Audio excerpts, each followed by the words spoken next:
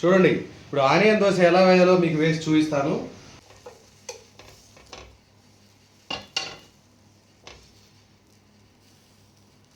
ఆనియన్లో మిర్చి కొత్తిమీర యాడ్ చేసుకుంటే బాగుంటుంది. లేదు మిర్చి వేస్తే కారం అనిపిస్తుంది అనుకుంటే ఒట్టి ఆనియన్ వేసి చేసి రోస్ట్గా తీసి తింటే మంచి పల్లి చట్నీ, కొబ్బరి చట్నీ, టమాటా పచ్చిమిరపకాయలు కొత్తిమీర వేసి టమాటా వేస్తే చట్నీ ఇంకా బాగుంటుంది. ఇప్పుడు వేసి చూపిస్తాను మీకు. చూడండి చూడండి ఆనియన్ కట్ చేద్దాం. ఇప్పుడు ఇట్లా బాగా సన్నగా తరిగి దోశ వేసుకుంటే దోశతో పాటు ఆనియన్ కూడా బాగా కాలి బాయిల్ అవుతుంది కాబట్టి దోశ మీద బాగా ఉడికితే ఆనియన్ కూడా మంచి టేస్ట్ వస్తుంది. ఉల్లి దోశకి టేస్ట్ అంటే దోశతో పాటు ఆనియన్ కూడా బాగా దోశతో పాటు కాలాలి. ఎంత సన్నగా ఉంటే దోశ అంత టేస్ట్ వస్తుంది.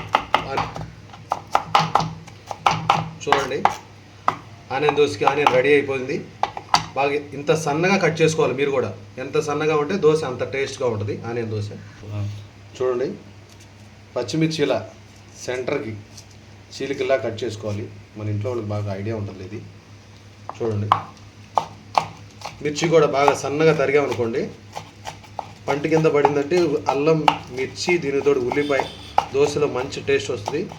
కొంచెం కొత్తిమీర కూడా యాడ్ చేద్దాం దీనిలో.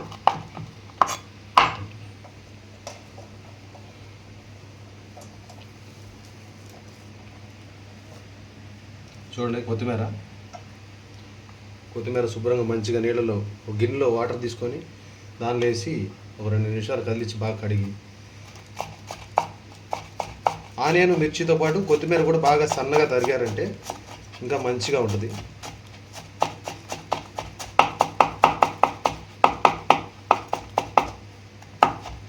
చూడండి కొత్తిమీర కూడా బాగా సన్నగా తరిగి పెట్టాము.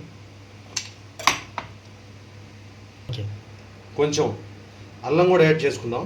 అల్లం కూడా వీలైనంత వరకు బాగా సన్నగా తరిగితే చాలా బాగుంటుంది. చూడండి అల్లం ఫస్ట్ ఇలా మజ్జిగ కోయండి, తర్వాత ఇలా చూడండి అల్లం కూడా బాగా సన్నగా తరిగాము. ఆనియను, అల్లం, మిర్చి, కొత్తిమీర.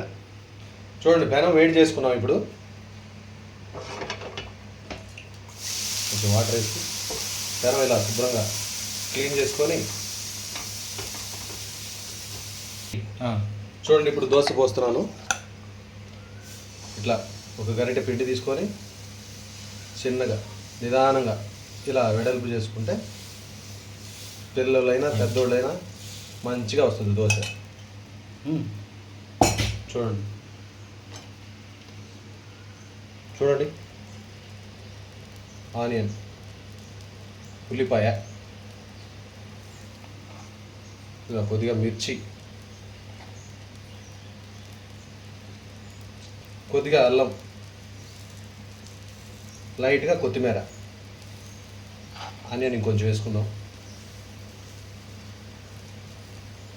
చూడండి ఇప్పుడు ఆయిల్ స్ప్రే చేస్తున్నానండి. ఈ స్ప్రే బాటిల్తో ఆయిల్ స్ప్రే చేస్తే మీకు చాలా ఆయిల్ సేవ్ అవుతుంది. దోశ మొత్తం ఆయిల్ సమానంగా పడుతుంది. చూడండి దోశ బాగా కాలింది. ఇప్పుడు మనం నీట్గా ఇలా ఫోల్డ్ చేసుకుంటే చూసారుగా దోశ ఎంత మంచిగా రెడీ అయిందో. చూడండి ఈ విధంగా ఇంట్లో మీరు మంచిగా కాల్చి రెడీ చేసుకొని తింటే మీ పిల్లలు మీరు బాగా మంచి ఇష్టంగా రెడీ చేసుకొని తినొచ్చు.